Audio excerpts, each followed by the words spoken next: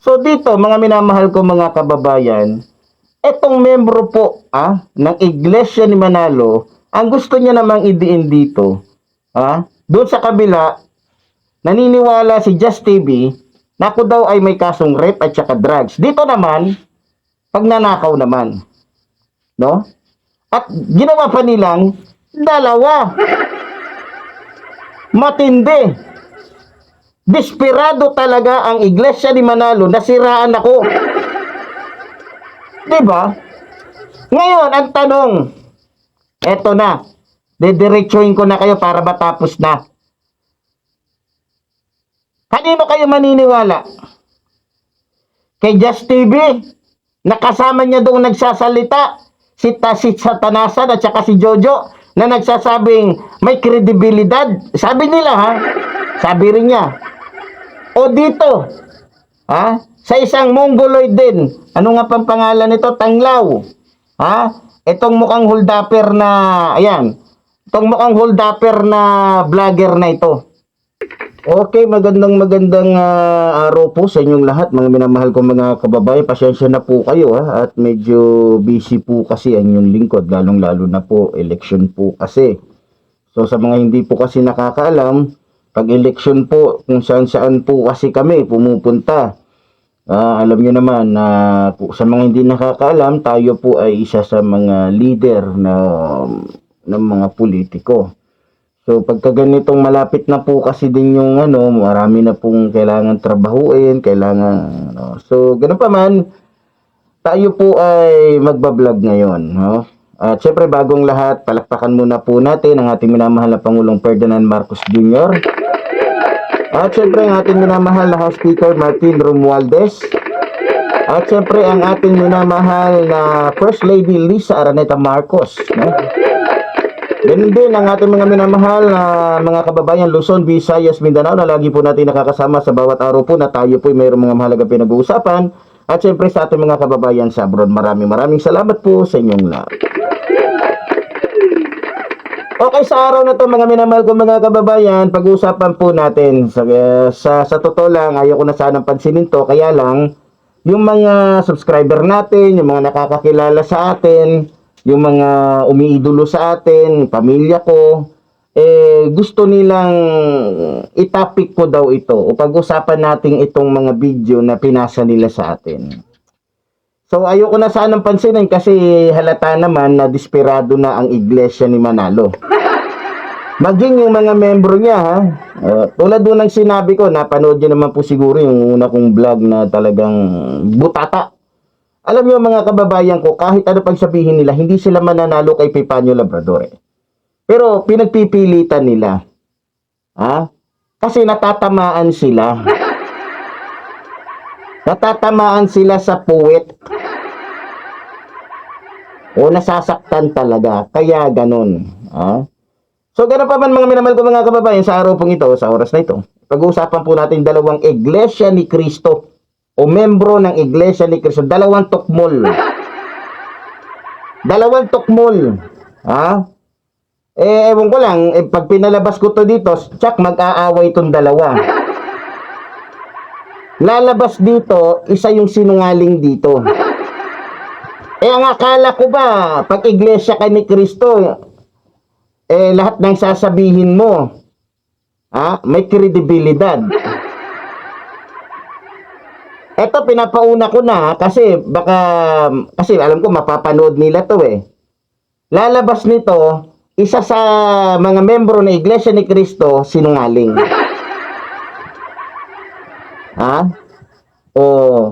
Mag-aaway tsak itong dalawa dahil lalabas pareho silang sinungaling.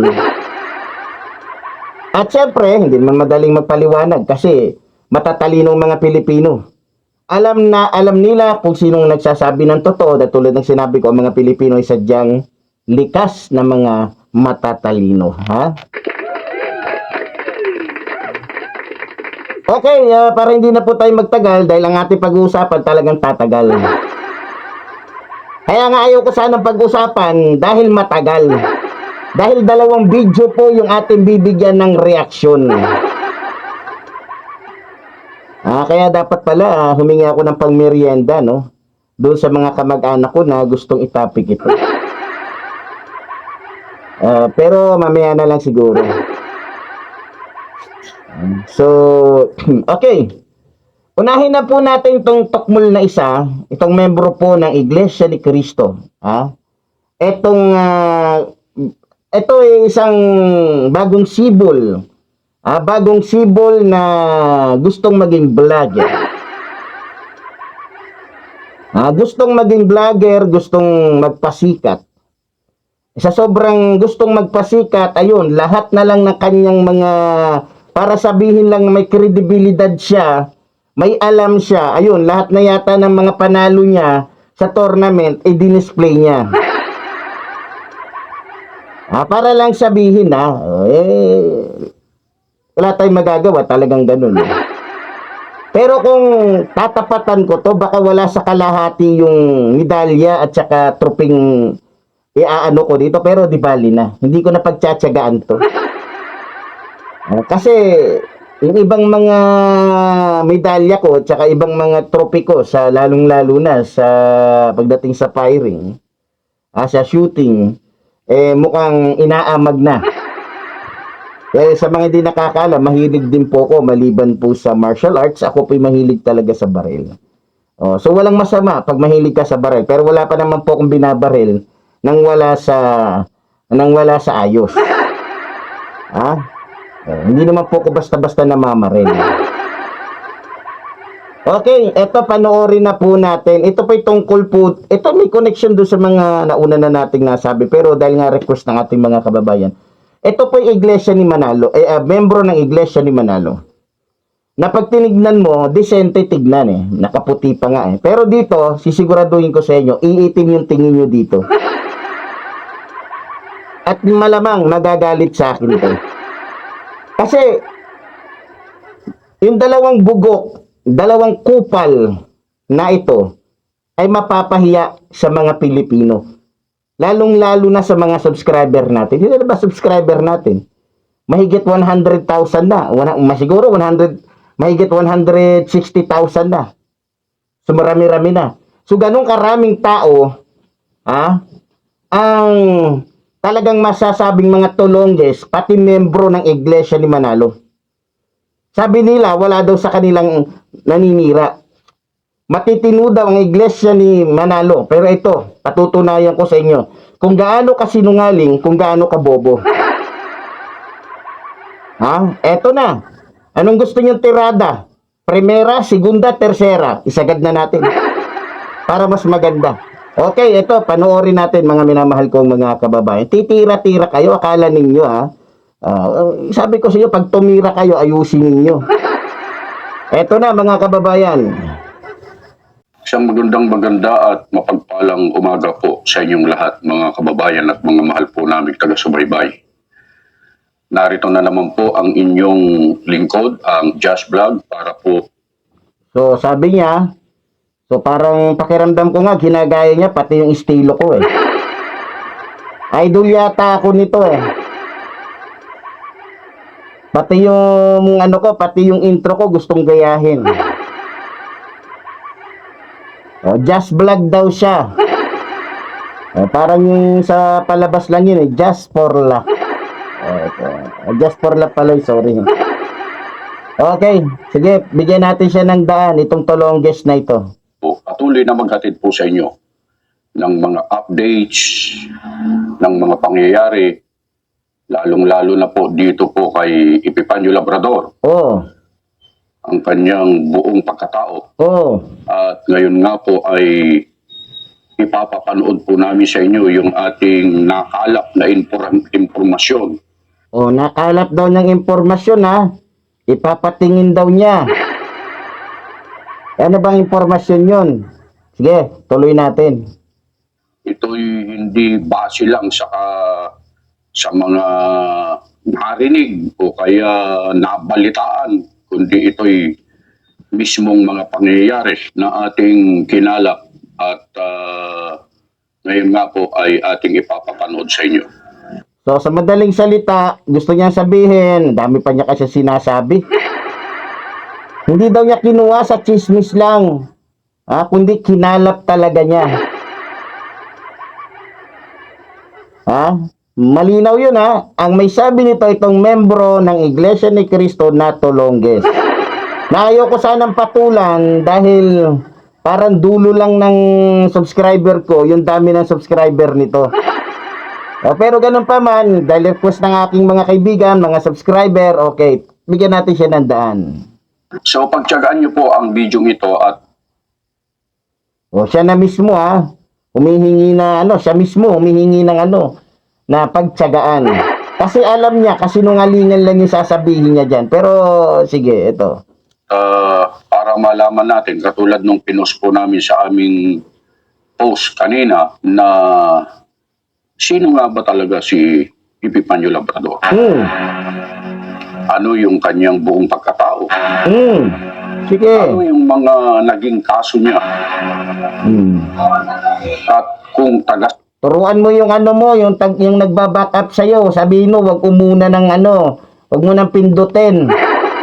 Hindi pa nga tapos yung sinasabi mo pumipindot na. Tuturuan lang kita kasi una ako sa'yo naging vlogger, Tuturuan lang kita. Kung ano-anong pinaglalagay mo dyan sa cabinet mo, pati pintura. Pati pabango. Hindi mo ba naisip? Nakitang-kita dito sa TV mong patay kung ano yung nasa harapan mo. Bobo. Ang kalat-kalat pa ng ang kalat-kalat pa ng papel mo dyan. Umaandar pa ba yung amplifier mo? Mukhang sira na. Sige. saan ba talaga siya? Sa video ito, mga kababayan at mga mahal po namin taga-subaybay, ay masasagot lahat yan. Kaya pagtiyagaan nyo pong panoorin ang video ito. At una ay ating pinasasalamatan yung pinagkunan natin ng video na ito, si Sir Jojo de Guzman. Ano daw? Ang pinagkunan niya ng impormasyon tungkol sa akin ay si Jojo de Guzman. Yung ginawan natin dito ng kanta. Galing pala yung kanyang, yung nalalaman niya ay galing pala sa isang tikbalang. Yung galit na galit sa atin kasi ginawa natin ng kanta. Naalala niyo ba yung kanta na yon? Nandiyan pa ba yung kanta ni Jojo de Guzman? Nasa record ba ninyo? Nandiyan pa. Ito palabas natin ito. Kaya po, ito si Jojo de Guzman, ito po ay isa sa mga vlogger po ni Tebes. Na talagang sa tuwing tayo po ay binabanatan natin ito, nilalampaso natin ito, nagmumukha po tong kabayo na tinamaan ng latigo. So, nanggaling pala sa kanya. So, ito, pakinggan natin yung kanta ko yung kinanta ko para sa kanya. So, ito, may galit po sa akin to. So, doon pa siya kumuha sa may taong may galit sa akin. So, alam na, di ba? Doon pa lang alam na. Kung sa husgado pa, alam na ang motibo. Alam na ang motibo kung bakit lumabas at umextra agad itong si Jojo de Guzman. Yung tikbalang. Ito, pakinggan natin. Si Jojo de Guzman, ang vlogger na bayaran ni Congressman. Si Jojo de Guzman, ang vlogger ni Congressman, na isa ring tulisan. So yun, mga minamahal ko mga kababayan. Kaya, di na ako magtataka kung bakit, di ko alam kung anong sinasabi niya. Pero, ituloy na lang natin. So, alam ng motibo kung bakit, di ba? So, sige, tuloy natin. Baka mamaya mayroon pang ibang resource person to Yeah. TV, shout out po sa iyo, Idol. Maraming salamat. Idol niya. Idol niya yung tikbalang Matindi ka idol, tikbalang pa. Maraming salamat. Pinasasalamatan niya yung kanyang pinagkunan ng ano daw, ng tunay na pagkatao daw na Epifanio Labrador. Oh. po sa video ito kasi napakalaking tulong po ito. Lalo na dun sa mga kababayan natin, mga taga-subaybay po natin na inaabangan po na talaga nila ang tungkol sa bagay na ito. So, pinasasalamatan niya, sabi niya malaking tulong daw sa kanila. So, means malaking tulong sa iglesia ni Manalo. Eh di wow! Malaking tulong daw. Tapos nagpapasalamat yung Tolongis na vlogger. Okay, sige tuloy. At tungkol kay Epifanio Labrador sapagkat lalong-lalo na po sa panig po ng Iglesia ni Cristo, yung mga kaanib po sa Iglesia ni Cristo, mga kapatid po namin na nagmamahal at nagmamalasakit po sa amin pong mahal na tagapamahalang pangkalahatan. Okay, nagmamalasakit at nagmamahal daw sa kanilang pamamahalang pangkalahatan. Hindi ko kasi alam, wala akong pakialam dyan sa reliyon na yan. Basta kulto, wala akong pakialam dyan. So, nagmamalasakit siya. Kaya ganon, nagmamalasakit siya, nagmamahal siya sa kanyang, yung kanilang tagapamahalang pangkalahatan na mukhang abnoy. Yung mongoloid na tagapamahala nila. O sige, go! Kaya sa pagkakataong ito, mga kababayan at mga mahal po namin taga-subaybay, ay panunuorin natin, ano ba talaga? Sino ba talaga siya? Ano ba talaga siya? Ano yung mga dati niyang ginagawa? At kung papaano naging Epifanio Labrador itong taong.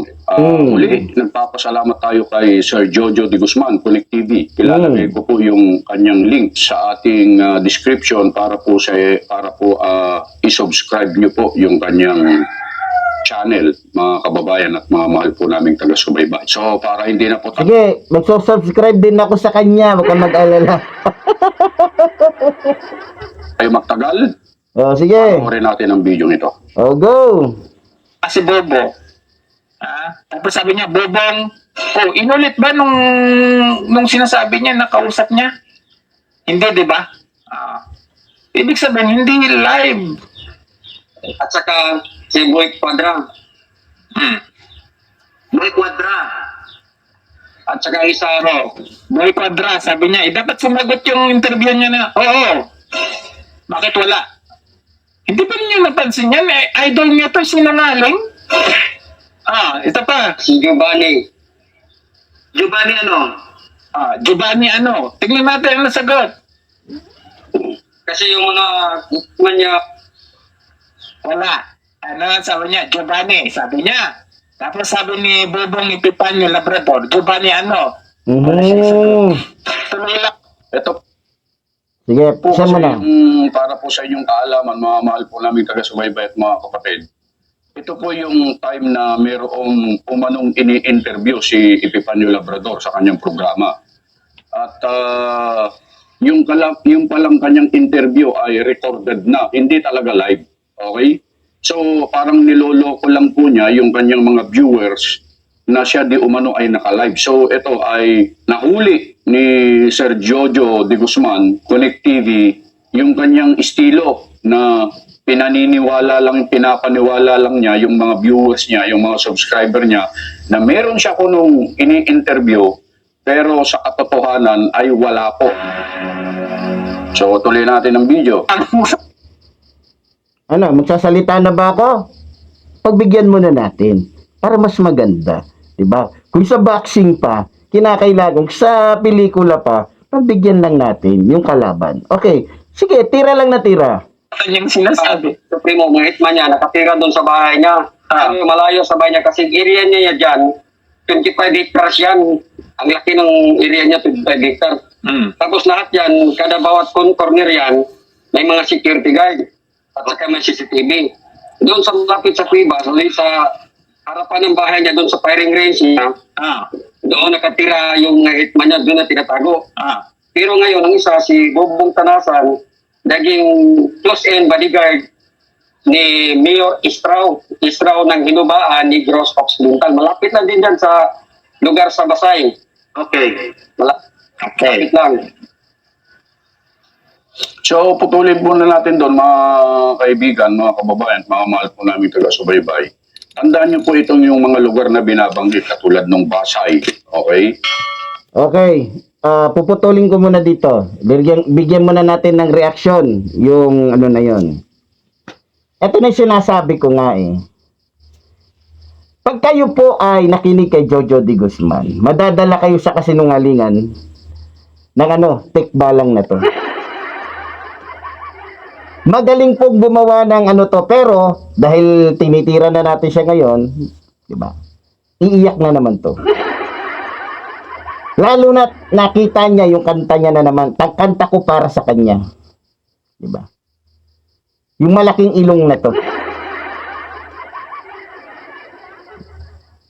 Alam niyo mga kababayan, maniniwala ba kayo sa akin?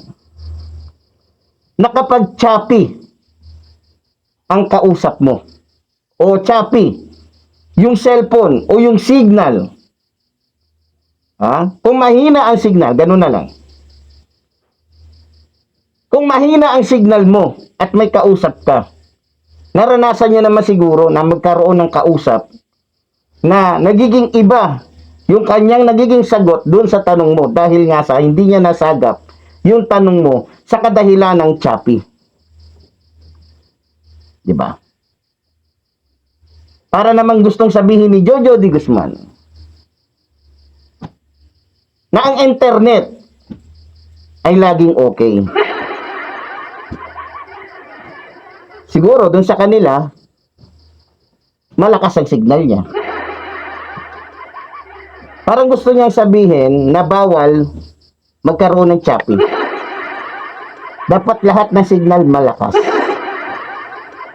Bakit hindi ka nagpursige na sabihin sa congressman mong amo na si Tebes na ngayon ay nasa kulungan na o nasa Timor, na pwede bang i-endorso mo naman na lumakas ang lahat ng internet sa buong Pilipinas nang sa ganon hindi magkaroon ng choppy. Hindi na choppy, hindi humihina ang signal. Tarantado ka pala eh. Halos 1 milyong kalokohan, 1 milyong katarantaduhan, 1 milyong katangahan ang meron ka. Pero kung sa bagay, tanga naman talaga ang kabayo. May katangahan talaga ang kabayo. Normal na yan sa mga kabayo. Lalong-lalo na, lalong-lalo na, alam nyo sa mga tikbalang. So, diretso natin. Nabigyan naman natin ng reaksyon. Sana natutuwa yung ating mga kasama, kaisa na nabibigyan ho natin ito ng tamang sagot. Mahirap po pag sumakay po kayo sa katarantaduhan nito, talagang masasabi ko sa inyo, mga minamahal ko mga kababayan, talagang madadala kayo, di ba? Magaling eh. Pero hindi sila mananalo kasi tulad ng sinabi ko, pag nagsalita na si Epifanio Labrador, bakit nga ba diretso? Bakit nga ba walang preno-preno? Kasi alam natin ang tama at totoo. Alam natin. No? Sige, go! Itong si Bobong Tanasan. Oy! Diba? Ito. Para magkaroon kayo ng mga idea kung sino yung susubaybayan ninyo sa video ito. Okay? Para alam nyo yung pagkakasunod-sunod. Bibigyan namin kayo ng bibigyan namin kayo ng kumbaga ay ililink namin yung inyong pagkaunawa sa video na pinapanood po ninyo para maintindihan po ninyo at masundan po ninyo yung mga pangyayari. So, tuloy natin. Tapos yung fishing boat niya, nung hindi pa nananalo si Fishing boat? May fishing boat ba si Contebes? Parang si Digamo yan yung hindi pa presidente si Duterte, yung fishing boat niya, nagiging laboratory niya ng Shabu. Okay. Ni Arne. Yun ang laboratory niya. Tapos yung mga tao na close in bodyguard niya nung una, pinatumba niya si Anthony Loterio, si Ricky Escora, Alex Mayagma, si Pasito Lebron. Pinapatumba niya yung lahat kasi yun ang nakakaalam sa mga gawain niya. Kaya Ang pangalan bang Pacifico Lebron? Si Lebron James ba yan? pinapapatay niya yun. Tapos tingnan mo Tingnan mo kung paano siya gumawa ng kwento. Tanga pala to, siraulo na to. Gagawa na lang ng kwento. Hindi pa tama. Maniniwala ba kayo sa akin na kahit anong klaseng palayaw, pwede mong ipalayaw sa tao? Ha? Pwede mong ipangalan nga sa kapatid mo. Ako nga, pwede kong pangalanan itong si yung kabayo na to. Ha? Pwede kong pangalanan na si Tarzan to eh. Pag gusto ko. Yung mga sinasabi po doon, mga kababayan, na pangalan, halo-halo na po doon. Karamihan po kasi sa mga tauhan ni Tebes, ang ginagamit nilang pangalan, kumbaga sa Garjas, ay pseudonym. Hindi totoo, alias lang lahat yon. Kaya, bakit mo't sinasabi, ikaw tokmol ka, ikaw mukhang kabayo ka, kung may pangalan bang ganun, pwede. Meron nga Mary Grace Piatos eh. May Mary Grace Piatos nga eh. Ito naman tanga, bobo, na membro ng Iglesia ni Cristo, natatawa. Natatawa sa kalokohan niya. Natatawa kasi bobo niya yung pinapakinggan niya. Kasing tanga niya yung pinapakinggan niya. Ngayon, sinagot ko na, yes, meron. Ako nga, tawag ko sa'yo, tikbalang eh. O ngayon, sasabihin mo sa akin, may pangalan bang ganun? Oo, meron. Ako, nagbigay sa'yo ng pangalan. May kanta pa nga eh. Di ba? Talaga naman. Mga kababayan, gusto nilang kunin yung utak natin. Gusto nilang maliitin yung utak natin. Pero, hindi nila kaya yun. Kakain muna sila ng 1 bilyong bigas. Na sako. Bago nila bilugin ang mga Pilipino. Lalong-lalo na. Nandito ang yung lingkod, Epifanio Labrador. Hindi mananalo kahit pa magkumpulan itong 2 butete na to. Butete parang mali hata. Buteke. Tuloy natin. Nalabas niya, yung nagpapatay daw, si Gobernador Digamo. Pero sa totoo lang, siya ang nagpapatay. Kasi may mga bago siyang gunman ngayon, pinalabas siya galing kulungan, si Bubong Tanasan, at saka si Boy Quadra. Tapos yung ginawa niya, pinapapatay niya na yung mga bodyguard niya, yung pamilya, sinusuportaran niya hanggang ngayon. Meron ba yun? Papatayin mo yung pamilya, tapos papatayin mo yung tata, susuportahan mo yung pamilya. Parang pinapalabas niya na... Tingnan mo ha. Etong si Tikbalang, gusto niyang itulad yung utak niya. Gusto niyang itulad yung utak ng mga Pilipino sa utak niya. Sabi niya, pwede ba yun? Pwede ba yun? Yes, pwede. Kasi, para nga naman hindi lumitaw na si Tebes mismo ang nagpapatay. Di ba? Pwede. Pwedeng magkunwari. Kunyari, halimbawa, papatayin ko yung tatay mo.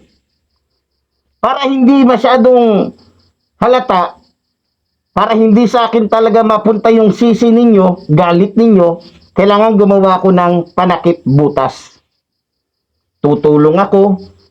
Para pelikula lang yun eh. Pagkatapos ipapatay yung kalaban niya, magpapadala ng maraming bulaklak. Pinapatay niya si Gobernador. Ganun eh. Pwede. Bakit? Bakit Jojo Di Guzman? Hindi ka pa ba aware sa nangyayari sa bansa ngayon o sa mundo?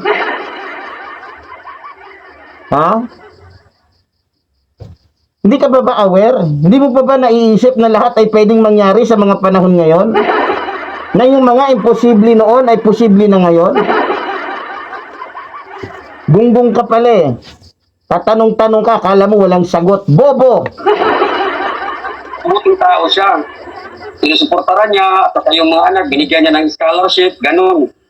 Tapos yung mga teammates niya sa Cebu, mga teammates din niya sa central niya ng Tubo.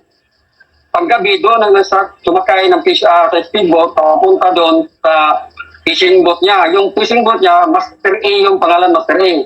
Okay. May kumpleto yun, may CCTV, Ah. may radar, aircon pa yun. Ah. Doon sila gumagawa ng shabu. Pero sa pagkakaalam ko ngayon, Nantok ka na ata, Labrador, ah. Patulog ka muna. Oo. Nantok ka ata din. Nantok ka ba? Tumagay ka ba kagabi? Yan. ang shabu, laboratory doon, inilipat pag bundok na maraming NPA. Doon, nililipat. Nantok siya, oh. May ganyan ba? Nantok ka. Oh, pinagtatawanan nila ang yung lingkod kasi inaantok daw. Totoo namang inaantok talaga ako. Kasi isa lang naman ako magsasaka eh. Pagkagabi, nasa dagat, ang uhuli ng isda. Pag araw naman, nasa palayan ako. Kung hindi naman, nasa taniman ako ng gulay. Mahirap lang po kasi ako, Mr. Jojo. Wala yung pinagkaiba sa isang batang dahil wala namang sapat nasalapi para tustusan ang kanyang sariling pag-aaral. Nagagawa niya magtrabaho. Nagagawa niya yung latte pagdating sa eskwelahan, puyat na puyat, bagamat nag-aaral. Ganun lang yun. Pinagtatawanan ako ng 2 tulongges, ng 2 buteke. Aminin ko, inaantok ako ng mga panahon na yon. Pero bagamat ako'y pagod, ginagawa ko ang aking responsibilidad para malaman ng taong bayan ang katotohanan. Para lumabas ang katotohanan nang sa ganon ay magapi ang kasinungalingan. Ganun lang kasimple yun. Pinagtatawanan ako ng 2 butike. Siguro kayo, wala kayong ginagawa. Hindi kayo nag-aano ng hindi kayo marunong humawak ng lupa.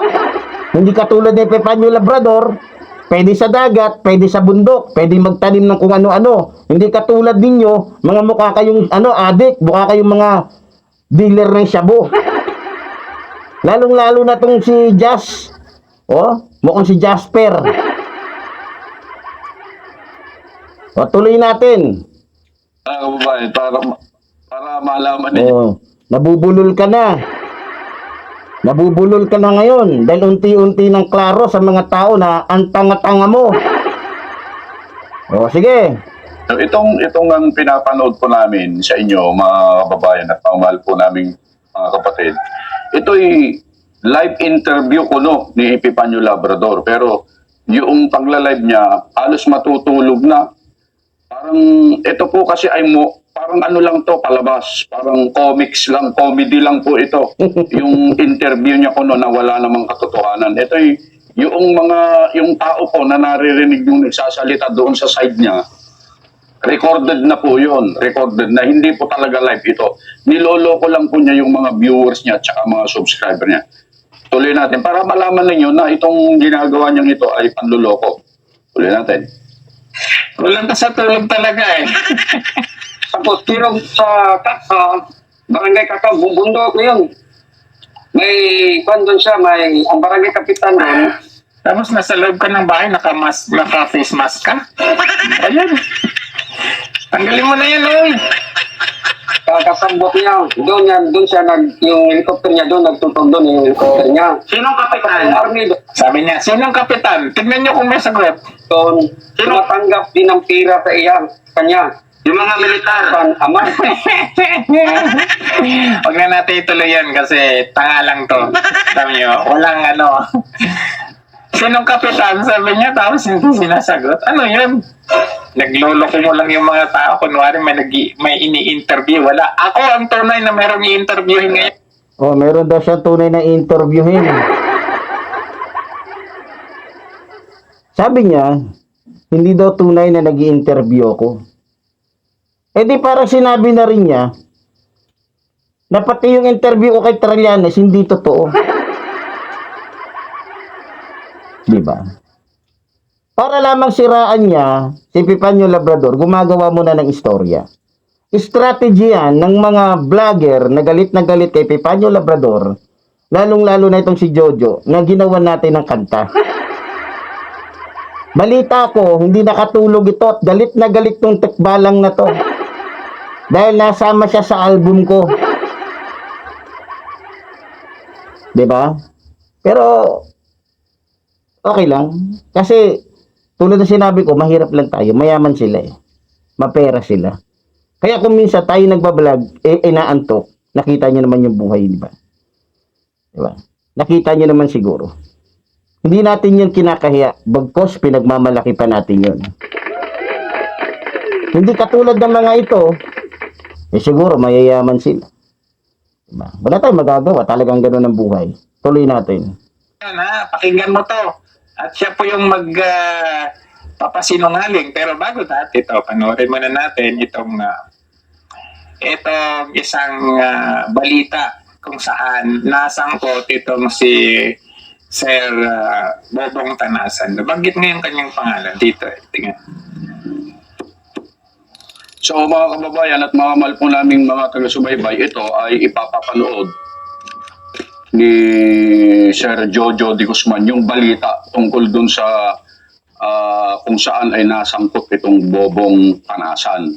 Para malaman nyo kung sino itong si Bobong Tanasan.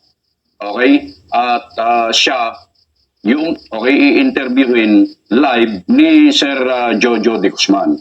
Kaya subaybayan natin yung interview. Ito talagang interview ito, live talaga ito na interview. Pagpatuloy po natin na panoorin yung news. Nakakulong pala siya nung nangyari.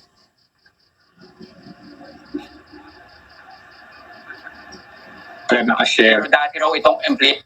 Kumanggi sa paratang ng isa sa mga kasama ni Congressman Arnie Teves na kinasuhan kaugnay sa mga pagpatay sa Negros Oriental noong 2019. Sa eksklusibong panayam ng News 5, sinabi ni Jasper Tanasan alias Bobong Tanasan na imposibleng maging bahagi siya sa krimen. Nakakulong daw kasi siya at nang mangyari ito. Kinasuhan ng murder sina Tanasan, Congressman Teves at dalawang iba pa kaugnay sa pagpatay sa dating NBI agent at nooy Negros Oriental Board member na si Miguel Dungog. Pero giit ni Tanasan, kumaganti lang sa kanila ang tumatayo ngayong testigo at nagdidiin sa kanila. Hindi na pinangalanan ni Tanasan ng testigo. Pero dati raw itong empleyado ni Teves at tinanggal sa trabaho matapos daw magdispalko ng pera. Handa raw si Tanasan na humarap sa CID napapanood niya. Justice kung kinakailangan. Ito lahat is manufactured evidence. Hindi ito totoo. Kasi kung ako ay nakagawa ng kasalanan sa 2019, hindi na nila ako makikita dyan sa inubaan. Yung kaso, harapin ko yan. Mag-execute din ako ng affidavit dahil alam ko na wala akong kasalanan. So ngayon, sige, tawagan natin ang ating bisita. Ayan, pakinggan ninyo yan at panoorin nyo Para mabuti. siyang magbigay linaw, ano? Kasi itong yung nasa larawan natin ngayon ay nabanggit din ito sa Senado. Ngayon ay mabigyan ng linaw kung ano ba talaga ang, kasi syempre tayo, medyo nalilito rin tayo. Ayan, ito, yan na. Inamin niya na sa sarili niya, nalilito siya. Hindi pa nga tapos, hindi pa nga natin tinitira si Jojo, nalito na. Inaamin niya na agad, nalilito siya. Yan. Good evening, Sir. Ano yung nabanggit na pangalan mo sa ano? Nabalita ka pala, no? Sa ano? Sa News 5 Everywhere. Sir, good evening. Yes, good evening, sir. Sa lahat. Wait lang, i-share ko lang. Magandang gabi sa iyo, Sir Jojo, at saka magandang gabi po sa lahat ng followers ng Jojo de Guzman Connect TV and to all allies, vloggers. Magandang gabi po sa lahat. Yes, sir. Okay. Ulitin ko, magandang gabi. Sige. Ayan. So, Sir, nanood ako sa night mo. nakita mo yung pinakita ka sa balita? Yes, sir. Yes, sir. Okay. Bago pa lang lahat, itong kanyang gustong pagsalitain, alam niyo kung sino? Siya po si Tanasan o Satanasan. Pangalan pa lang Satanas na. Maliit na. Pangalan pa lang Satanas na. Kaya hindi pinakita ni Jojo de Guzman ang mukha nito. Dahil pag pinakita niya yung mukha pag pinakita ni Tanasan yung mukha niya diyan at yung mukha ni Jojo, aakalain po ninyong parehong demonyong galing sa impyerno. At alam nyo ba kung sino itong si Tanasan? Nako po. Itong si Satanasan ay isa din po. Ha? Isa din po ito sa naging kalaban natin na ginawan din po natin ng kanta na nasama po sa aking album. Eto, pakinggan po ninyo.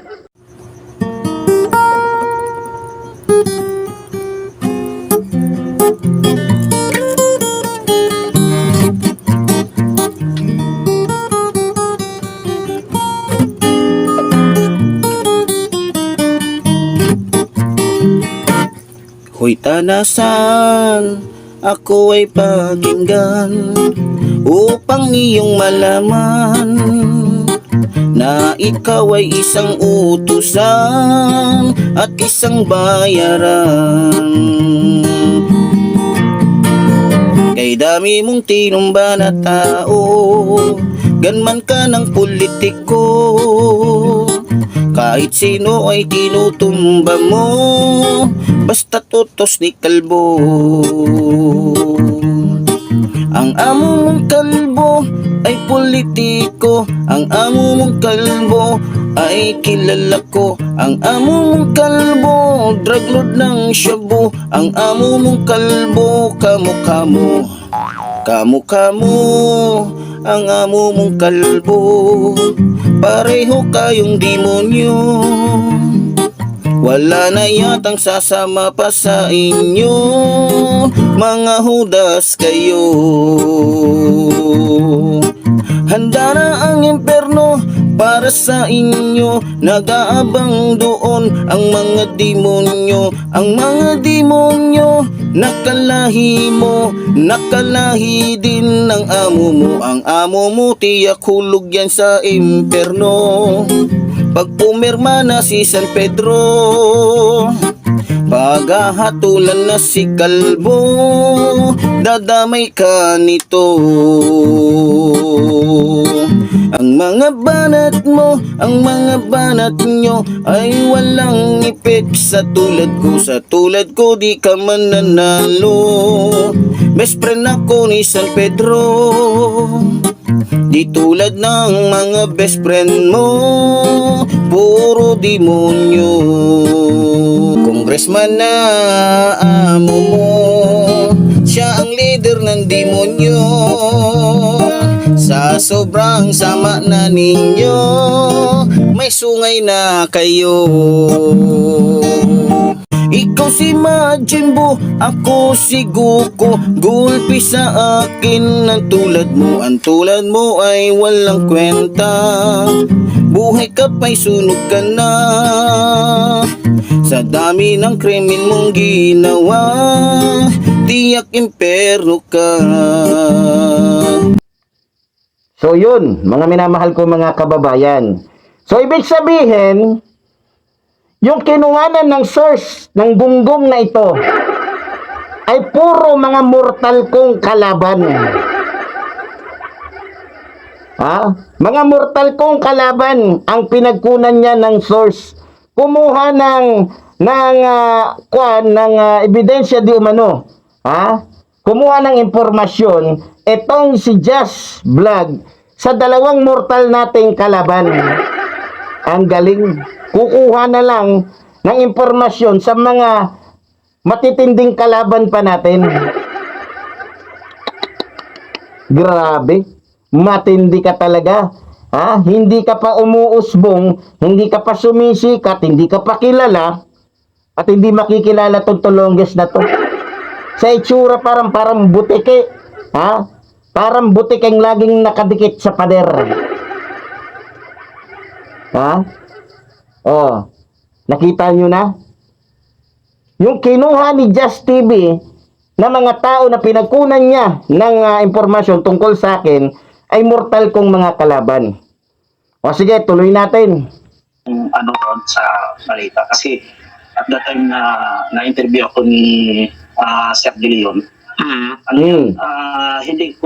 Hindi kasi nakadetalye yung interview kasi ano yun pangdali ang interview, hindi niya nasabi kung tutok ba doon sa kay yung Miguel Dungog na case. Hindi ko natandaan yung Hindi ko kasi alam yun, sir, kung ang tanong niya sa akin, kasi 2000, Tignan nyo ha, bagamat hindi natin nakikita si Tanasan, halatang nanginginig. Halatang nanginginig si Tanasan, bakit? Kasinungalingan yung sinasabi niya. 19 yung cases, 2014 to 2019 daw yung mga charges ng mga cases na konektado doon yung mga issue. So, akala ko yung issue, nandoon pa ako sa kulungan. So, ito be clear, at saka, to be clear sa lahat, no? Yung tanong kasi ni Sir De Leon sa akin, hindi ko alam kung anong kaso ang gustong itanong.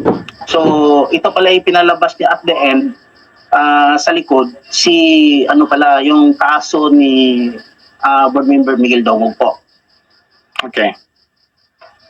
So akala mo yung yung ngayon lang, yung Ibang kadiga mo. kasi may akala ko, sir, may ibang charges sila sa mga date kasi sabi doon 2014, 2008 tulad sa mga dinala nila ngayon sa Senado. Yung 2012 to 2019 tulad sa dinala nila sa Senado. Doon medyo yun ang naisip ko, sir. Pero yung Miguel Dungog, nasa labas na ako niyan. Nasa labas ka na. Okay. Yes, sir. Nasa inubaan ako. So, ganito kasi yan, sir, no?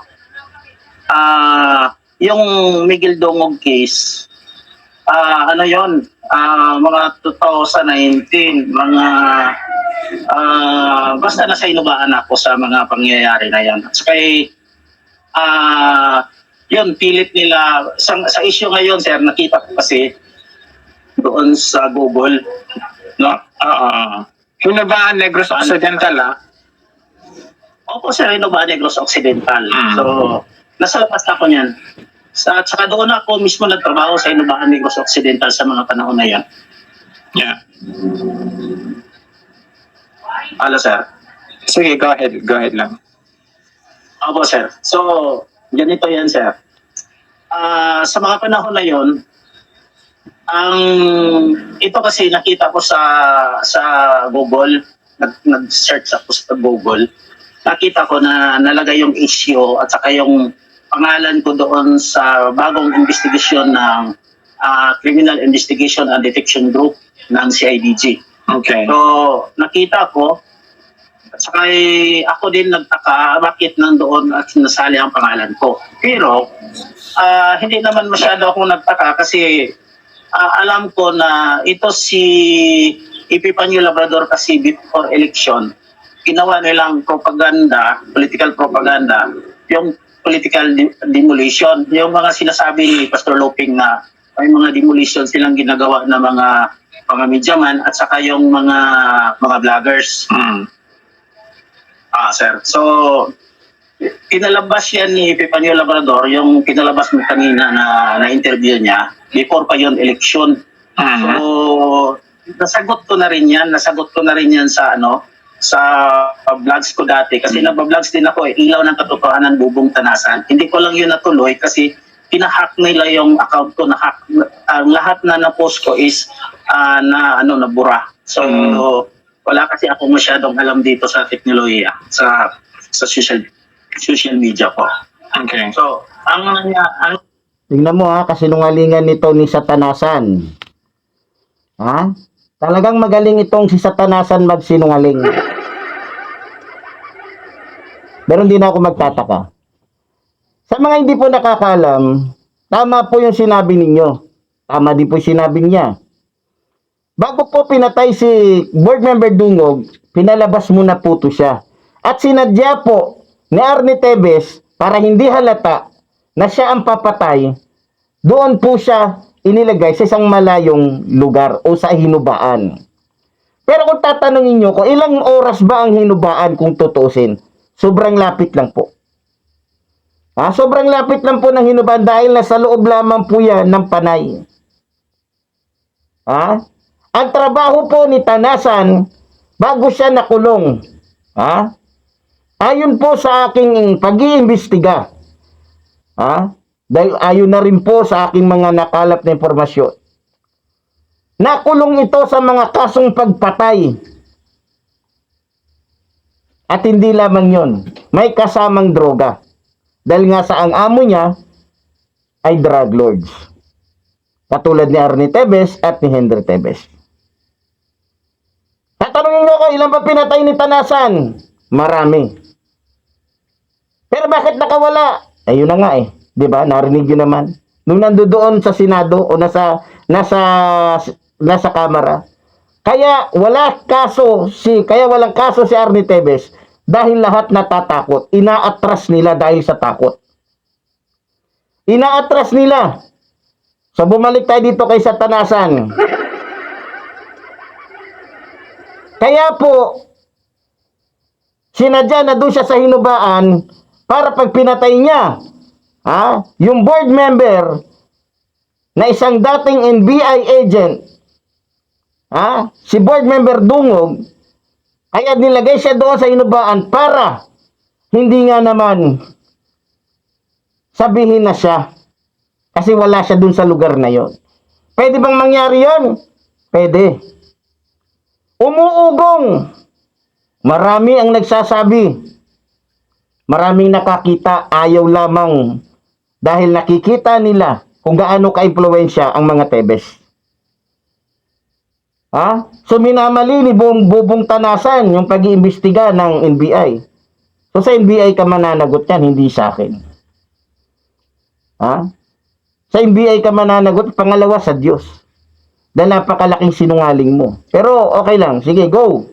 Nangyari, sir, ito kasi, kilala ko tong taong sinasabi niyo, yung na-post mo kanina. Kilala ko yan. Si Epipanio Labrador. Si Hobro. Sige, ikaw na yung maglatag. Sige. Yung taong Pakinggan nyo itong mabuti mga kababayan, yung binabanggit nilang pangalan na Hobro. Pakinggan nyo mabuti at subaybayan nyo mabuti itong video ito.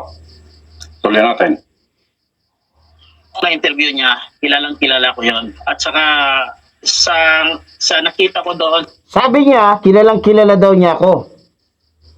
Sabi niya siya ang may sabi noon, mga kababayan. So alam ko natatawa na ngayon yung mga kamag-anak ko eh. Natatawa na yung mga malapit sa akin, lalong-lalo na yung mga kasama ko sa reservist sa Philippine Army. Tawan-tawa na sila dito sa hinayupak na to. Kasi marami tayong kasamahan sa reservist 'di ba? Sa mga hindi po nakakaalam ako po ay isang reservist. Kung di po ako nagkakamali, ako po ay pumasok ng reservist nitong anong taon yon na last year lang? Last year, kung di ako nagkakamali. Okay. Pumasok tayo sa reservist. Bago tayo pumasok sa reservist, hindi po yan basta-basta. Pag pumasok ka sa reservist, ano ba ang hinihinging ano ba yung hinihinging mga requirements sa reservist? Ito panoorin natin. Ano bang hinihinging requirements sa reservist bago ka makapasok? So yun, pag-usapan natin kung ano ba ang mga requirements na dapat mong kunin bago ka pumasok bilang isang Army Reserve Force sa Armed Forces of the Philippines. Una, kailangan Filipino citizens ka. Hindi ka Amerikano, wala kang ibang lahi, kung hindi natural born Filipino citizen. Pangalawa, and of good moral character. So, wala kang bad record, good moral character ka, malinis ang iyong pangalan, wala kang bad record sa barangay, wala kang bad record sa municipal, wala kang record sa national. So, kailangan good moral character ka, mabait ka, at hindi ka pasaway sa lipunan. Pangatlo, physically fit and mentally fit ka dapat. Kailangan physically fit ka, malakas pa ang iyong pangangatawan, wala kang sakit, hindi ka high blood, hindi ka anemic. Kasi naman, kung pagdating sa training at sa takbuhan, hindi mo na kaya. Mentally fit, kailangan malinaw ang pag-iisip mo, wala kang sakit sa pag-iisip. Yun ang mentally fit. Kailangan malinaw, walang sumasagi sa anumang isip mo. Baka naisip mo, nakakita ka ng multo, o nakakita ka ng kahit ano-ano. So, kailangan mentally fit ka for military training as certified by a local physician. Local physician. Kailangan sertipikado na galing sa inyong lokal na pamahalaan, lokal na physician. I-approvean nila yan. Pang-apat. Ano ba ang pang-apat? Kailangan mo ng mga local clearances. Ano ba ang mga local clearances? Una, kailangan mo ng barangay clearance. Bago kumuha ng barangay clearance, kailangan mo siyempre ng sedula. Ano pa ang mga local clearances? Katulad ng police clearance. At kailangan mo din ng municipal trial court. Kailangan mo din kumuha ng municipal trial court o yung tinatawag na MTC para maklear talaga na ikaw ay walang kaso. Walang kaso. Makita nila na wala kang kaso, malinis, clear ang iyong pangalan. Kailangan ng police clearance, yun nga sinabi ko, at kailangan mo ng national clearance, yung NBI.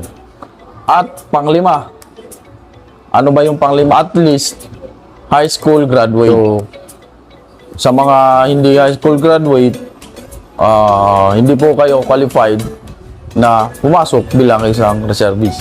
So, kailangan po high school graduate kayo. Pang-anim, yun yung mga non-graduates ROTC training. So, kahit hindi po kayo nakatapos ng ROTC graduates nyo, hindi po kayo nakapagtapos sa ROTC training nyo, pwede po kayo, qualified po kayo na pumasok bilang isang Army Reserve Force. Pang-pito, ano ba yung pang-pito? Must at least 18 years old and above. Kung wala ka pa pong 18 years old, hindi ka po pa po pwedeng mag-training at sumailalim para maging isa kang Army Reserve Force Command. Pang-walo, ito ang last. At least 5 feet and above height. So, kailangan mataas ang height mo na 5 feet. Kailangan 5 feet ang height mo. So yan yung mga hinahanap. Yan yung kailangan bago ka pumasok sa reservist. Hindi madali. Ha? Oh, ayan yung mga picture ko. Oh, ayan kami. Sama-sama kami diyan sa training namin. 'Di ba? So, mamaya na natin mamaya na natin pag-usapan. Okay, diretso na muna tayo sa mga kasinungalingan nung mga tukmol na ito. Okay. Sa Senate hearing, siya yung witness na direct participant daw ng killing, Miguel Dungog killing, murder case. Siya yung direct participant at saka nahuli daw ng grupo ng government in uniform. Tapos naging cooperative daw sa kanila. So ipasok doon nila sa witness protection program. Yan ang nakita ko sa Senate hearing. Okay. So ngayon, So sabi dito, ipinasok daw ako sa witness protection program. At kilalang-kilala daw niya ako, kinuha daw akong witness. Grabe matindi to. kasi kailangan ko tong ipakita sa buong bayan ng sa bansa natin sa Pilipinas, sa lahat ng mga nanonood sa iyo, sir. Para maging dapat ba legit ba tong tao na kinuha nilang witness o naging witness-witnessan na lang para ito ang sasabihin ko. Sige, sir. Nando? Makinig kayong mabuti. So ito, bago siya, ako muna at Butike. So kailangan daw niya sabihin, ano sasabihin niya, papakita niya, yung kasinungalingan niya.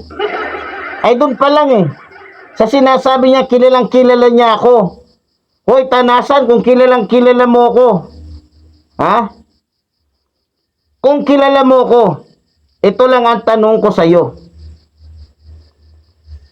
Ano ang kakambal ko? Babae o lalaki? Yan lang. Kasi, aaminin ko sa inyo ha, nakulong ako, yes. Pero nakawala din agad dahil nga sa lumabas. Sa pag-iimbestiga ng piskal, o ng korte, na self-defense nga ang aking nagawa. Self-defense. So, okay na yon. So, may sasabihin si Tanasan, pakinggan ho natin. At pakinggan din natin yung sasabihin ng butiking ito. Kaya, dun sa mga sasabihin ni Bobong Tanasan. Subaybayan niyong mabuti at unawain niyo lahat ng mga sinasabi nitong taong ito. Itong taong ito ay may kredibilidad dito.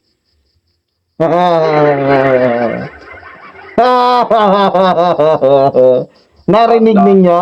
Narinig ninyo yung sinabi ng iglesia, membro ng iglesia ni Manalo, may kredibilidad daw si Tanasan. May kredibilidad? Siraulo ka ba? Ha? May kredibilidad ba yung taong katulad niyan? Ha? Na ilan na ang napatay, balik pa, labas-pasok nga lang sa kulungan, gago ka pala eh. Ako tiyak ko, pag ako nanghingi ng record sa mga pinagkulungan ng hayop na yan, makakahingi kami. Pero ako, baka yung sinasabi mong basay-basay na yan, ni isang picture niyan, wala akong picture dyan. Ha? Naku po, malapit na silang mabuko, mga kababayan ko, nakikita ko na.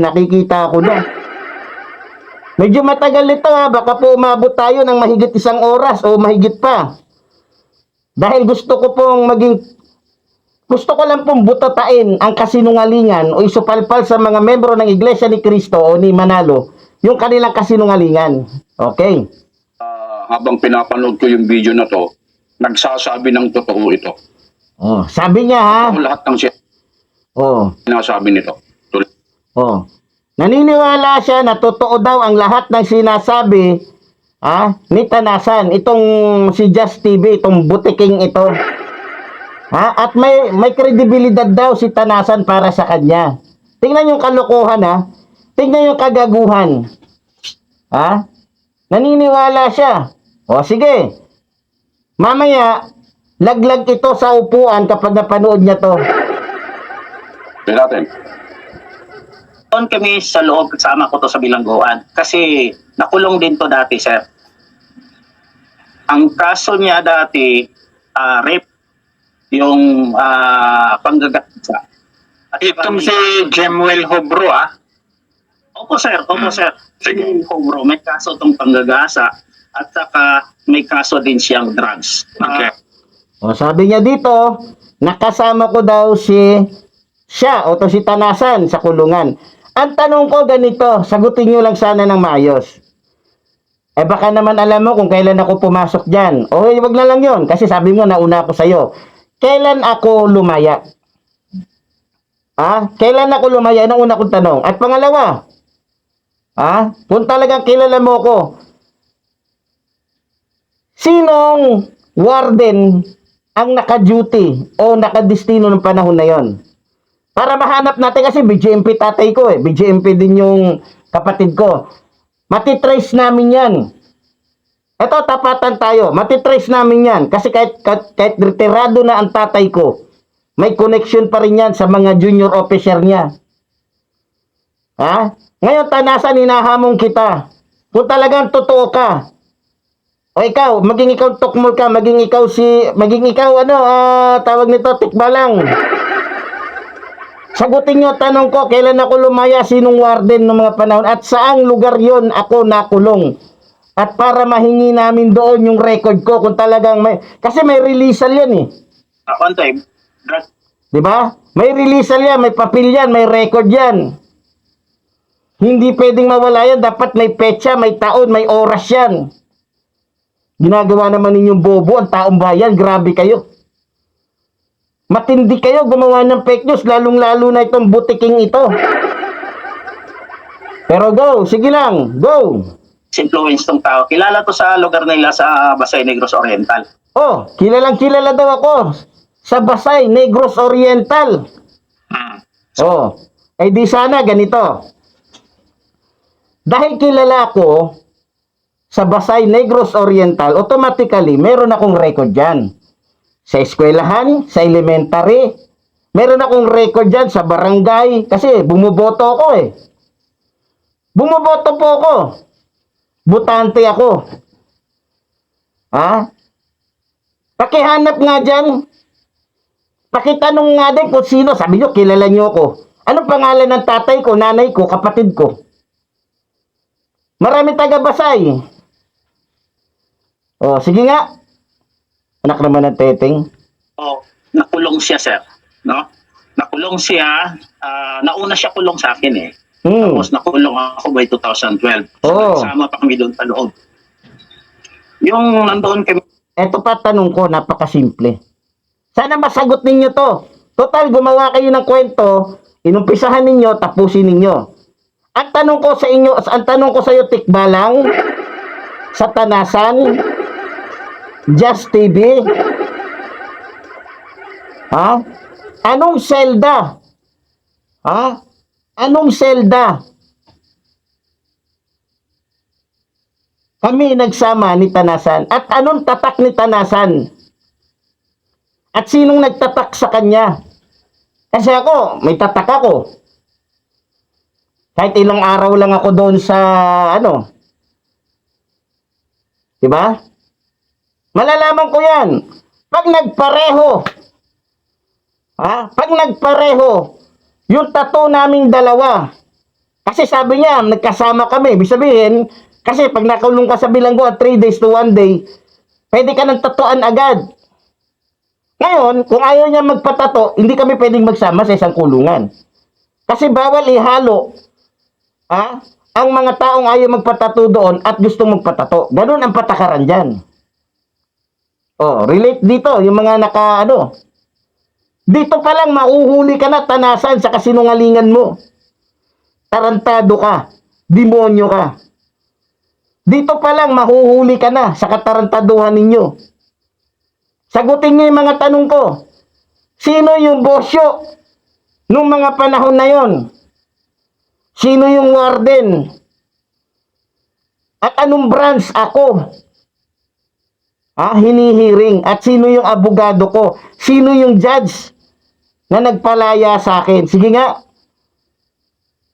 Pwede nyo kunin yan. Ang lawak-lawak ng Iglesia ni Cristo eh. May impluensya kayo. Ba't tayo nyo kunin yan?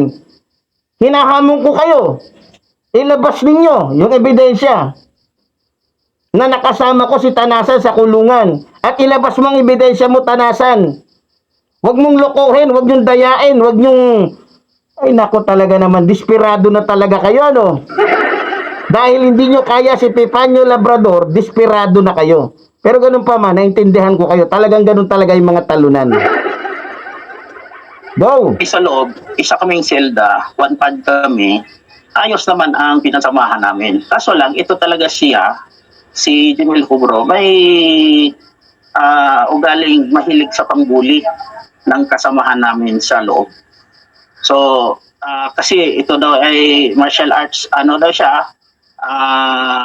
may belt daw siya martial arts, kung ginagamit niya para ibuli sa mga kasamahan namin sa loob. Timo, doon pa lang sa sinasabi niya, may belt daw siya sa martial arts. Tarantado ka pala eh. Mag-aaral ka pa nga lang ng martial arts, may belt ka naman talaga eh. Wait nga lang. Diba? O, tingnan mo. Saka nakakita na magsusuot ng magmumukhang palda yon. Pag hindi nalagyan ng tangina talaga to si Tanasan, lahat ng katarantaduhan nandito na. Tanasan, nakakita ka na ba ng pa-practice lalo na sa mga taekwondo? Subukan mo mag-practice sa mga walang na belt sa mga nila, baywang. Magmumukhang mga sakristan yan. O magmumukhang galing yan sa Mandaluyong na nakawala. Di ba? Ay, nako talaga tanasan. ng silda. Okay. So, yung kaya niyang bulihin, sinasaktan niya. Yan talaga sinasaktan, binubuli. Saka kung hindi papayag sa mga gusto niya, yun, maraming maabot na suntok sa kanya. Mahilig sa mga pangbuli. Hanggang inabot sa punto, dahil ako ay parang naging aktivista ako doon sa loob ng bilangguan. Kasi gusto kong may practice yung rights and dignity sa isang bilanggo ng PDL. Kasi kahit bilanggo ka, hindi nawala sa iyo yung dignidad mo eh. So, yung liberty mo lang nawala. So, gusto kong ma-stop kasi humanitarian reason, sakit na makita natin na may binugbog at sinaktan sa harapan mo. Tayo sir, hindi tayo hayop. Yeah. So, ang ginawa ko, pinaabot ko sa admin ng Bureau na BJMP, no? Bureau of Jail and Penology. Pinaabot ko sa admin at siya ay nabigyan ng tamang din sa kasalanan niya. Parusa. Nabigyan siya ng parang napadlak sir, napadlak. Napadlak siya. So Bartolina siguro. bawal sa kanya yung mga bisita lahat-lahat, so napadlak siya. Kasi may disciplinary action kasi yung jail, ang Bureau of Jail, may disciplinary action pila sa mga inmate na mga nananakit ng kapwa inmate. So, sabi naman itong Buteke, Bartolina. Tuturuan lang kita, Buteke, Kasi BGMP tatay ko tsaka kapatid ko. Ako nakakapasyal ako lagi sa BGMP. Bata pa lang ako, sinasama na ako ng tatay ko. Kasi alam niyo naman buhay ng BGMP kahit saan yan. Ngayon, sabi nitong Tukmol, Bartolina daw. Walang Bartolina pag BGMP ka. Tandaan mo to Baka hindi ka pa nakakapasok ng BGMP, tuturuan kitang Tukmol ka. Walang Bartolina basta BGMP. Meron lang doon disciplinary. Tama yung sinasabi nito ni Satanasan. Doon medyo tumumpak ka. Pero ang hindi tama doon, yung sinabi mong pinaabot mo. Yung pinaabot mo, yung iyong hinaing doon sa pamunuan ng BJMP. Paano ka nakapunta sa opisina ng BJMP? Ano ka special? Diyan sa kulungan, mga kababayan, gusto ko lang pong sabihin sa inyo, kahit sandali lang ako doon, natuklasan ko yung mga bawal, yung hindi. May rules po dyan. Dito pa lang mga kababayan, maraming mga bilanggo ang magsasabing sinungaling itong si Satanasan. Bakit? Kung talagang nakasama ko to, ang bawat pangkat na nasa loob ng kulungan ay mayroon pong sinusunod na batas. Na bago ka magpaabot ng kung anuman sa pamunuan ng BJMP, kinakailangan kung yan ay sulat, kung yan ay mensahe, kinakailangan malaman mo na ng kanilang mga mayor. Dahil pag hindi mo ginawa yan, tsak, nalolobo ang iyong puwet. Ikaw ang mababartolina doon sa CR. Tama naman yung sinasabi niya na hindi porket ikaw ay bilanggo, ikaw ay ganito, bububugin ka na lang, gaganito nga. At sabi pa nga niya, nambubuli daw ako. Naku po, Tanasan, kung alam mo lang. Kung alam mo lang sa Tanasan kung anong nangyari nung ako ay lumabas na. Maraming luha ang pumatak nung ako'y papaalis na. Sapagkat namimiss nila yung pagiging joker, pagiging, kumbaga ako kasi mahilig akong magsalita lalong-lalo na sa yung mga importanteng yung charger nating saksak. Medyo nalulobat na tayo. Excuse me lang mga kababayan Magcha-charge lang ako. Okay, sadali lang. Okay. Ngayon lang mo to nangyari ha, na medyo mataas, pero sana ipagbigyan ninyo. At ngayon lang naman to. Para malinawan lang ang lahat at gusto kong ipahiya yung mga membro ng Iglesia ni Cristo na mga vlogger ha, na magagaling magsalita, magaling manira, no? So, kaya tuloy natin. Si Jimmy Hobro, may medyo yung pilit niyang pakita ang tao na okay lang sa akin. Pero, ay, nakita ko rin na may dinadala siyang galit sa akin. So, kaso nauna siya paglabas sa akin, sir. Yung na-acquitted yung kaso niya sa rape. Yung panggagahasa, na-acquit siya doon. Okay. Kasi parang iba ang napuntahan doon, parang binayaran o yata yun, or tinakot yung babae. So, parang naging acquitted yung kaso. Basta Sabi niya, tinakot, binayaran, ba? Ibig sabihin, mapera ko. Ibig sabihin, mapera ko. Nako po naman. At sinong babae? Sige nga. Sige nga. Sabi mo, magkasama tayo. Patunayan mo. Ngayon, sabi mo ako si Jimwell, Hobro? Ha? Ngayon, para maging kapanipaniwala, hinahamon ko kayo. Madali lang naman sigurong humingi doon eh. Nagawa mo nga mag-vlog eh. Nagawa mo nga magsalita dyan kay Jojo de Guzman. Kumuha ka ng katibayan. Yan lang hamon ko sa'yo. Pag nakakuha ka ng katibayan na naging magkasama tayo, at tinakot ko nga yung sinasabi mo, yung ganito ganyan, titigil na ako. Yung napakasimple, mga kababayan. Pinapangako ko. Sagutin lamang nila ng tama. Titigil na ako sa pagbablog. At wala nang Epifanio Labrador na makikita ninyo na magbablog dito. Napakasimpleng kondisyon. Gawin ninyo. Di ba? palabas siya. So paglabas niya, at saka yung drugs niya na-acquit, yun, na-dismiss. So paglabas niya ng bilangguan, andun pa ako sa loob sa kulungan. Ito pang masakit.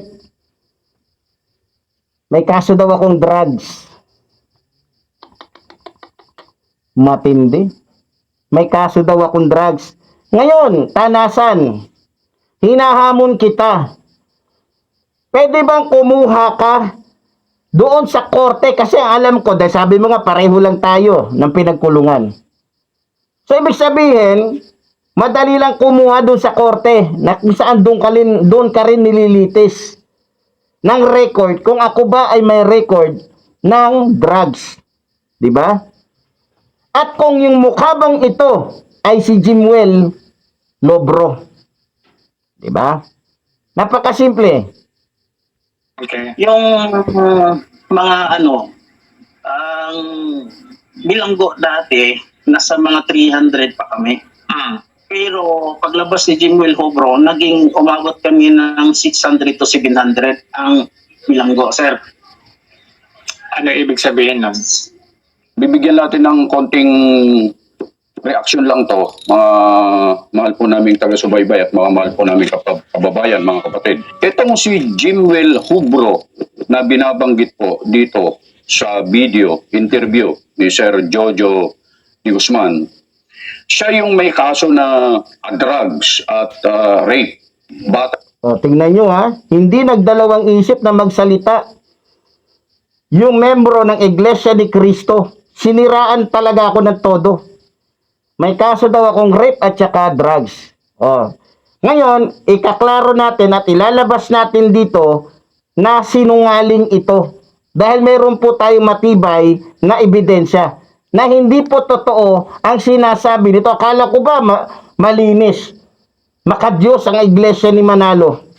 Nagagalit kayo dahil sinasabi kong diablo kayo. Pero dito pinapatunayan ninyo na talagang diablo kayo.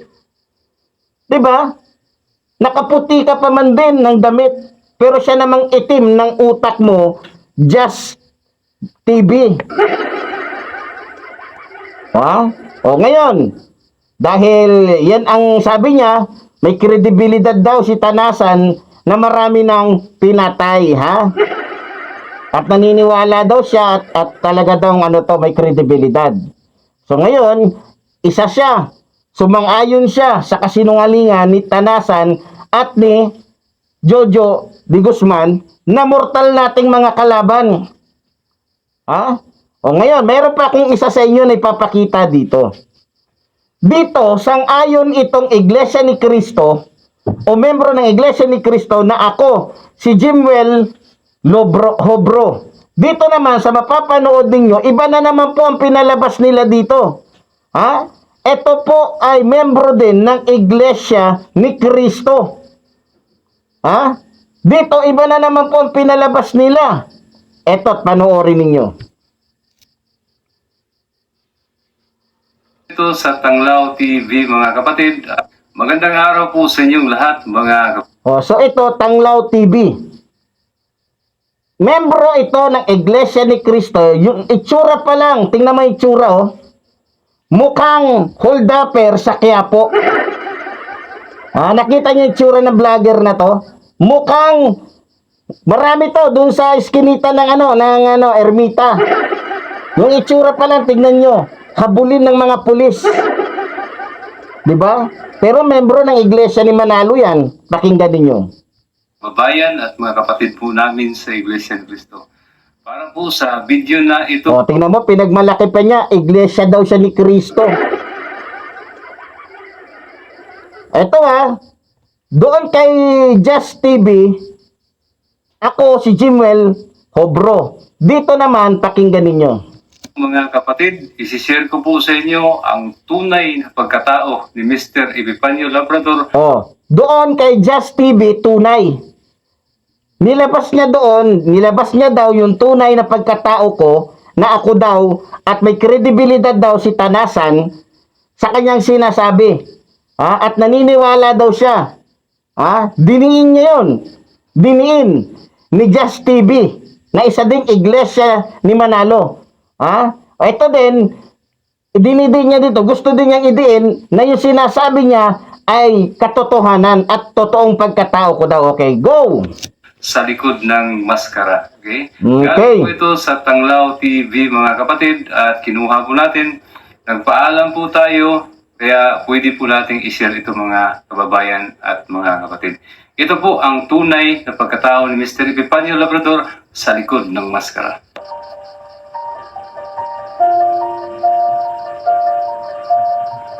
Magandang araw, mga katanglaw. Welcome back sa aking YouTube channel.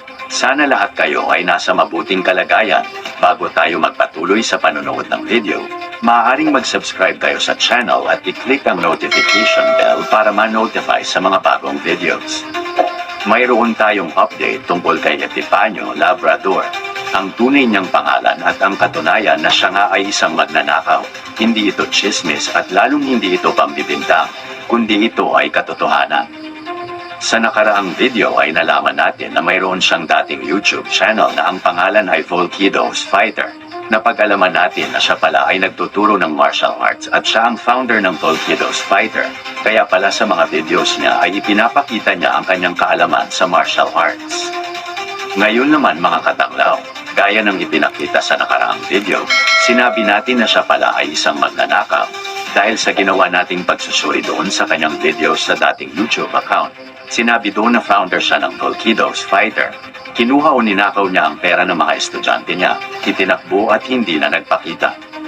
Ang ganong gawain nga ay masasabi nating pagnanakaw o theft. Para patunayan natin ang sinabi ng naging estudyante niya na itong ang si Richard Vallejos Palacio o mas kilala sa pangalang Epifanio Labrador, ay ipapakita natin ang isang katunayan na siya nga ay may kasong theft o pagnanakaw. Nakalagay dyan sa larawan, pangalan Richard Vallejos Palacio. Crime, Qualified Theft Court, Regional Trial Court, Branch 40. Sa date issue ay dalawa ang nakalagay. Ang date ay October 6, 2017 at June 18, 2018. Malamang sa malamang, dalawa ang kaso niya na theft o pagnanakaw. Nakalagay sa status ng kaso ay not served at sa suspect status ay at large. Ibig lamang sabihin, mga katanglaw, ay hindi pa siya nahuhuli at kasalukuyan siyang tumatakas o nagtatago. Kaya hindi na tayo magtataka kung bakit itong si Richard Palacio o Epifanio Labrador ay laging nakasuot ng face mask. Pero ngayon, alam na natin ang totoong pagkatao niya, alam na natin ang totoong pangalan niya, at alam na natin may kaso siya, pagnanakaw, theft. Puntahan natin yung kanyang pagiging martial artist. Okay, doon na lang po tayo. Okay. So dito, mga minamahal ko mga kababayan, etong membro po ng Iglesia ni Manalo, ang gusto niya namang idiin dito, doon sa kabila, naniniwala si Just TV na ako daw ay may kasong rape at saka drugs. Dito naman, pagnanakaw naman. No? At ginawa pa nilang dalawa. Matindi. Desperado talaga ang Iglesia ni Manalo, nasiraan ako. Diba? Ngayon, ang tanong, eto na, didiretsuhin ko na kayo para matapos na. Kanino kayo maniniwala? Kay Just TV, nakasama niya doon nagsasalita, si Satanasan at saka si Jojo, na nagsasabing may kredibilidad. Sabi nila sabi rin niya. O dito, sa isang mongoloid din, ano nga pang pangalan nito? Tanglaw. Itong mukhang holdapper na, ayan, itong mukhang holdapper na vlogger na ito. Ngayon, isa lang sasabihin ko. Paano kayo paniniwalaan ng tao kung kayo mismo ay iba-iba ang sinasabi ninyo? Hindi magkakatugma. Ito lang sasabihin ko sa inyo. Pumasok ako sa reservice sa Philippine Army. Last year pa. Tulad ng sinabi ko, bago ka pumasok sa Armed Forces of the Philippines bilang membro nito, kinakailangan kumuha ka muna. Pinakita naman kanina, di ba, yung mga requirements. Ayan ako. Hindi ko masusuot yan at hindi ako makakakuha o makakapagdala ng armas kung ako ay walang kumpletong papeles. Hindi ako makakakuha ng ibang mga requirements kung ako ay mayroon 2 warrant. Tandaan ninyo yan. Pagpasok mo pa lang sa AFP, ang unang hihingiin sa'yo, National Police Clearance. At pangalawa, yung NBI. Nakita nyo naman yan.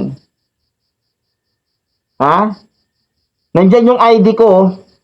Yan, inilatag ko na lang para hindi na natin gamitan ng kamay. Binura ko lang yung iba para hindi makakuha kasi ayaw natin na masundan tayo ng mga kalaban. Dahil maaari kasing sinasadya nila ito para lang matuntun at mag-react tayo. Pero hindi tayo magpapadala at hindi tayo sasakay sa kanilang strategy. Dahil talaga sinisikap nila na makuha ako. Dahil gusto ng Iglesia ni Manalo na makuha tayo. Yun lang. No? Doon pa lang mga minamahal ko mga kababayan, laglag na. Laglag na.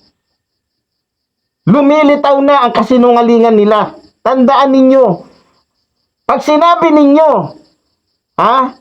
na pwedeng pumasok sa Armed Forces of the Philippines ng basta-basta lang, parang sinabi ninyo, na walang kwenta ang Armed Forces of the Philippines. Tandaan ninyo, isa sa pinakamahirap pasukan at maging membro dito, maging membro ka nito ay ang Armed Forces of the Philippines. Dahil hindi yan sila basta-basta nagpapapasok na kung sino-sino lang. Dahil baka yan ay pakawala, yan ay spy, yan ay NPA. Yan ang katotohanan. Kaya dito pa lang, mga kababayan, kung sino man ang sinungaling, at kung sino man ang walang kredibilidad dito, kayo na mga membro at mga vloggers ni Eduardo Manalo. Yan ang katotohanan. Tapos, doon pa lang. Di ngayon, galit na naman kayo dahil nabuko kayo. Si Tanasan, kakampi niya yung isang vlogger na nakaputi, maitim naman pala ang pananaw, maitim naman pala ang utak. Just TV. Walang niya ka, nag-uumpisa ka pa lang, kasi nungalingan na agad yung binabanat mo. Tapos ipipan nyo pa yung napagdiskitahan ninyo. Na alam naman ninyo na kapag ako ay tinira ninyo ng isang beses, 1,000 hagupit ang ibibigay ko sa inyo. Mga gunggong. Maninira na lang kayo. Ayaw nyo pang ayusin. O ngayon, tanasan tulad ng sinabi ko. Kung talagang ako ay nakasama mo sa bilangguan, kumuha ka ng patunay doon sa, at saka kahit isang BGMP lang na magpapatunay, nakulong nga ako dyan. Sa pinagkulungan mo, tanga.